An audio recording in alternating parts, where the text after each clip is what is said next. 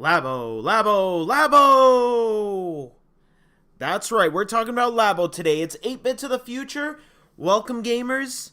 There's been a big news update by Nintendo, released 3 new videos showcasing Nintendo Labo, more importantly, outlining the software or the games that are coming with Toy-Con 1 and Toy-Con 2. So I'm going to go through their descriptions that are available on the Nintendo website and just give my take on it. I was excited before, and spoiler alert, I'm still excited today. So Toy-Con 1 will include 5 items, which we already knew about, which is Toy-Con RC car, Toy-Con fishing rod, Toy-Con house, Toy-Con motorbike, and Toy-Con piano. So we start off with the Toy-Con RC car. The RC car is full of unique and surprising features. Since the variety kit includes materials to build 2 Toy-Con RC cars, you can race against a friend, set up obstacle courses, or even compete in a sumo-inspired challenge to try to knock out your opponent's RC car. Create a path using the reflective stickers included in the kits, and set the car to auto-drive along a specific route using the IR motion camera on the right Joy-Con controller. Now this one seems pretty basic, but it is cool that there is an actual minigame where you can play with someone else. And it kind of reminds me of, I forget the name of that show where robots would compete, and I'm sure it's still a thing today. Robot Wars or something like that. But it seems pretty cool that way, and the whole camera searching and driving itself, pretty cool. It's not my favorite one that I'm looking forward to, but it has more meat on the bone than I thought it would. Next up is Toy-Con fishing rod. There are many exotic fish to discover, and some of the deep ocean fish are particularly tricky to catch. Show off your collection in aquarium mode, and have fun creating your own fish with different shapes and colors. Simply insert and scan different cards in the Toy-Con piano to get started. Now, that one, it was fishing like I expected. It feels maybe it's going to be Animal Crossing like, where you'll have a museum and keep track of the different types of fish you can catch. But the whole cutting out different shapes and being able to put your own shapes into it seems pretty cool. I'm assuming it's just the camera that's reading the icon, the shapes that you're cutting out. But it'll be cool to see if people can come up with creative things to put into the water other than just penises, hopefully. But we'll see about that. And next up on the list is the Toy-Con house. Befriend the cute creature living in your Toy-Con house, shown on the Nintendo Switch screen, and discover different ways to interact and play with it. There are a variety of experiences to discover, including minecart races, bowling, and jump rope. So that's the biggest part of this one, because the actual creature, I don't think it's that cute. It looks kind of creepy. It has these eyes, mouth thing, like its eyes and mouth are in the same area. And it seemed like it was just going to be a little mini game type of thing, like, not a mini game. Now it's a mini game collection, pretty much. But it was looking like something like a Tamagotchi, a creature that you'd have to take care of if you wanted to take care of, and it would interact with things that you did on the outside. So it's still going to have that aspect from what we can see, but it is going to have that cool, at least it has a bowling mini game, minecarts, fun things like that. So again, more meat on the bone than expected, which I really like. But the one I'm really looking forward to, and after seeing this, it makes me more excited for it, is the Toy-Con motorbike. Grab your newly constructed handlebars and race through different tracks, challenging CPU opponents or collecting targets across mountainous terrain?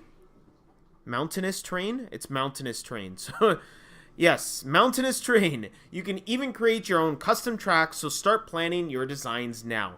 Now this one, it's giving me vibes of Mario Kart, but it's also giving me vibes of that bike game on Wii Sports Resort, where you could pedal and go across the island. It's cool that there's depth to this. You can even, it doesn't explain here, but you'll see how you can make your own tracks. You actually move a Joy-Con around using motion, and it would make tracks. I don't know how responsive that's actually going to be.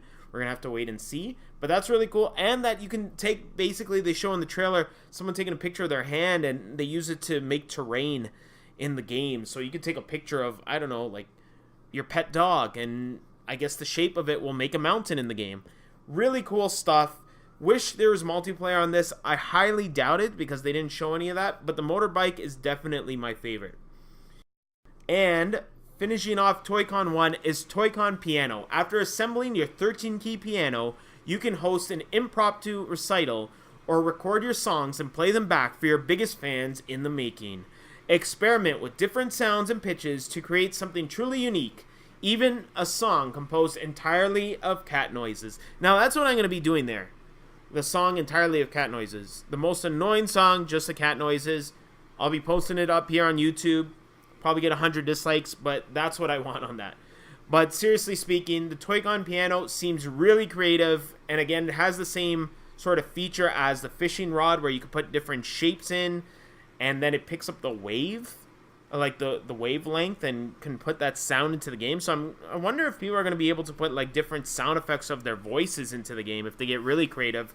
But it's going to be cool to see people's creations online. I'm not that great in terms of creativity when it comes to music, so I will play around with this, but this one's not so much a game as the other ones are, but it will be really cool to see what people come up with. Now, the next one, and what people were really looking forward to, what people were looking forward to, is the Nintendo Labo robot kit. And basically, it's the standalone robot kit, so it comes with one main thing, which is the robot, which seems extremely hard to put together, but really cool. And that's still what excites me about the robot kit, is how much fun it looks like to put together. But let me speak a little bit about this one. Build your own wearable Toy-Con robot suit and assume control of a giant in-game robot, completing challenges and destroying in-game objects to unlock powerful new abilities. If you're feeling competitive, you can even challenge a friend in 2-player local battles or compare your high scores / rankings with other players. An additional robot kit and Joy-Con controllers are required for 2-player mode, of course, sold separately.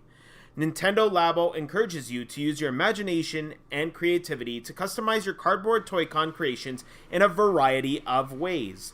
The robot kit even allows you to customize and level up your in-game robot. Now, seeing the gameplay, it seems rather simplistic, even though there are a bunch of different mini-games and challenge levels. It is cool. I think we're looking at about 15 actual levels, and you do a variety of things in it. So that is cool, but because this is the standalone Toy-Con and you're not getting the variety that you are getting with the variety Toy-Con in Toy-Con 1, it seems a little disappointing from what I can see. The actual Labo creation that you have to create is the most exciting thing to me here. They do have some neat touches where you put in knobs into the actual robot suits and it changes the color of the in-game robot. Of course, unnecessary. You could just, it should, like most people are going to say, oh, why don't we just have a menu in the game and change the color? Cool little touches like that. I love it. Probably won't be changing my my Toy-Con robot much if I do get it, but it is cool to see little touches like that. That is so Nintendo. Now, don't get me wrong. It seems like I'm not that excited about Robot Kid and I'm putting it down. It still seems really cool to me, but I am leaning towards the Nintendo Labo variety kit, especially that motorbike. I don't know how deep it's going to be, but from what they show, it's deep enough for me. They also debuted Toy-Con Garage, which basically is going to be like the programming tool. It seems like it could get quite complicated for kids, where you can have Joy-Cons do different things and interact in different ways with the actual Toy-Cons that you create. So we might see some creative things where people use the house and the RC car to do some weird stuff. I don't know. But it's cool to see that there's that added feature as well, other than the actual Toy-Cons that you're making. So that's pretty much it. You can see the trailers running there in the background. Some really cool stuff. I was excited before, even more excited now. A little bit less excited, like I said, about the robot kit. But still, really cool stuff. Love that Nintendo's trying something new. Now, where is that Direct? We still have not heard anything. We had the mini Direct in January, and I'm getting a little bit worried. But Bayonetta 2+1 drops tomorrow. I will be getting it thanks to my wonderful girlfriend. who is featured in my Mario Kart Part 2. If you haven't seen it, check it out. I'll have a link to all the trailers, even though you're watching them right now, but I'll have a link to the trailers down below in the description. I am 8-Bit to the Future. Please like, comment, and subscribe, and game on.